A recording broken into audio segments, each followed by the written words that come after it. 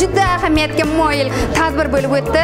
Buni ish qilib tashkilotchilar tashkil qilganlari uchun ming rahmat shularga. Mana shunday tadbirlardan biz g'ururlanib, yoshlarimizni mana shunday yaxshi tarbiya qilishda yana yaxshi ochiq yo'l bo'ldi. Mana shu yo'ldan ravon yursak, yaxshi bo'lsak, qariyalarimizni hayotini ko'rsatib bersak, mana shunday yaxshi hayot bo'ladi.